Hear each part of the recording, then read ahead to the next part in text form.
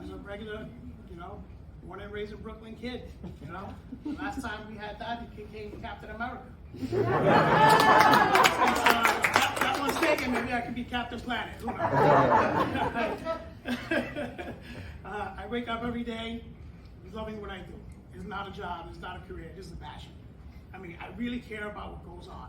I and my team do what everybody else talks about. I'm not done yet. I have a long way to go, because the city's got a long way to go.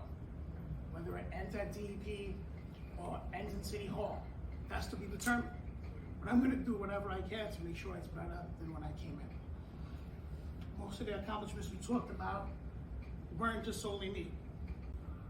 As superheroes, in our own manner, these are my Avengers, right? I couldn't have done anything without them. I helped exploit their talents and put it on the stage for everyone else, and it trickled down, all right? That's how we can go and tackle this. It's not one person saving the world, it's all of us. And I like to be an inspiration to them, try and help them and give them the skills and the confidence to get it done. Because people.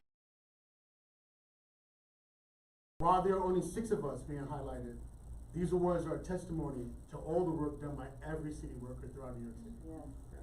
Yeah. Public service and those who dedicate their lives to public service bring hope, they bring inspiration, and for a 14-year-old boy in the Bronx, they brought a sense of belief that my future wasn't limited by my current circumstances, and that it only took a moment to decide and realize that I didn't know what my future held, but I did know that I wanted to become and do something positive and give back to my community. There are no instant rewards for the work that we do. Many times the benefits are long-term. We might find out that a Division I female basketball player started playing basketball in our middle school girls league, or that a young man that was in our 5th grade robotics competition attributes his success in high school and his attending college to his involvement in the robotics program. Or that a young man in our middle school mentoring program who was also a participant at the Washington Heights Beacon grew up to become a police officer because he had that calling. He had the same calling that led him back to his high school to speak to students about their futures and how they show up in their communities. He had that same calling that all of us have that drives our passion for public service.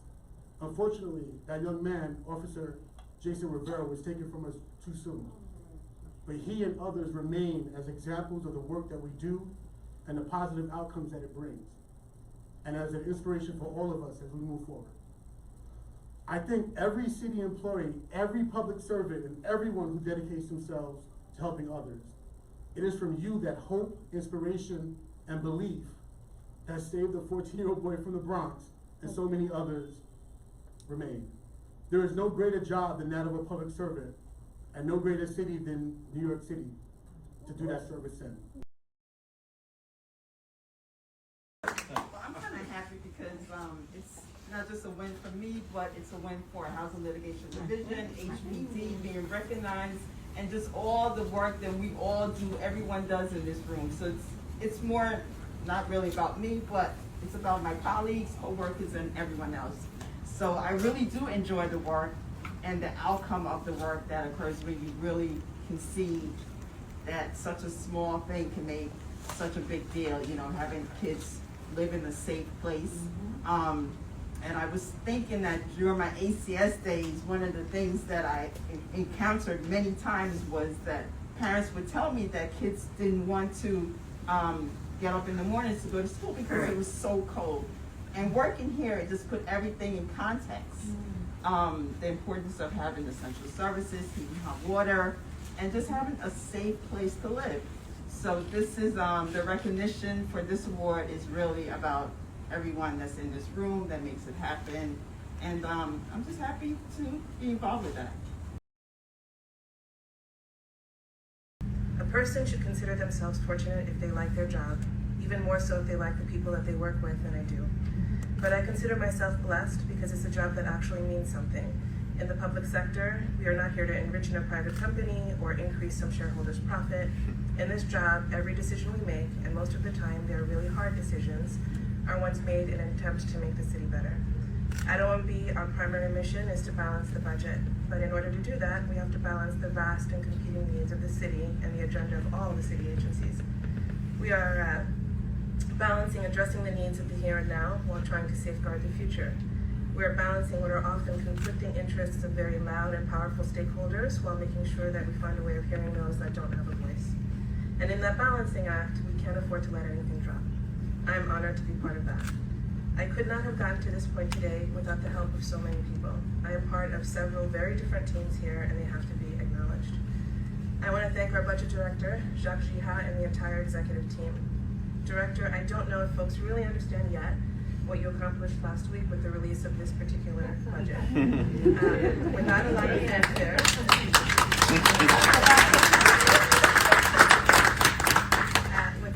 fanfare, you put together a plan for the city that puts us in a significantly stronger fiscal position, and every New Yorker will be better for it.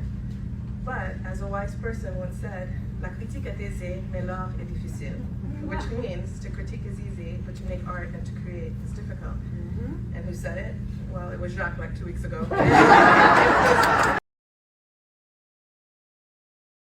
The COVID-19 pandemic has caused many of us to step out of our traditional roles and comfort zones. I, like my colleagues, was called to serve during a time of great uncertainty. The past 2 years have tested our strength, resilience, and in numerous ways has given us reason to pause.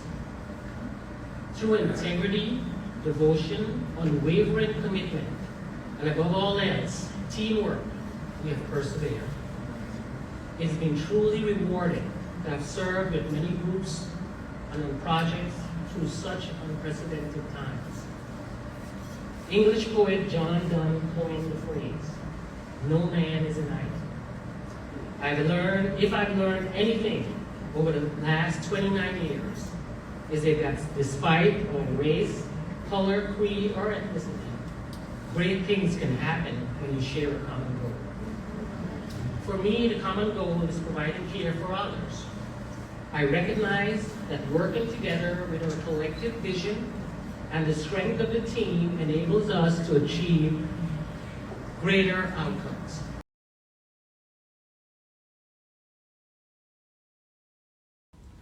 I'm not supposed to be here. Not the Puerto Rican me, Dominican me, Latino me, not the NYCHA resident me. That's what society told me early on, or I felt they were telling me early on. Over the last 20 years, I worked my way through the ranks of this magnificent organization. I was promoted to various positions, such as coordinating manager, assistant director, assistant controller, associate director, senior associate director, deputy CFO, CFO, and now COO. In the midst of my journey, I also managed to go back to school and obtain a master's degree in public administration. Yes. I mention all these titles and roles that I have held in this organization, not because I'm a narcissist, but to express my profound appreciation and gratitude for the upward mobility that I have experienced, and to the spiritual force, the friends and family, many of who are here today, who held my hand along the way. They gave me the strength to walk through the doors of opportunity and walk the path that brought me here. My journey so far has spanned 3 of our beloved hospitals and a multitude of positions. And I can tell you that I was in love with every one of my positions. But before I moved on to each and every one, a little voice in my head that has been with me since the old neighborhood told me that the position was not for me, that there are others that are better suited for that role, that I should stay in my lane and be content with my current role. At every step of the way, there were amazing people who nudged me through the doors of opportunity and growth, both professionally and personally, and despite my fears and self-doubt. I walked a path that a little voice told me I was not worthy of. As I stand here today, and I look at this audience, on this hour, in this minute, now more than ever, I realize I do belong here, and I am in fact supposed to be here. Thank you very much.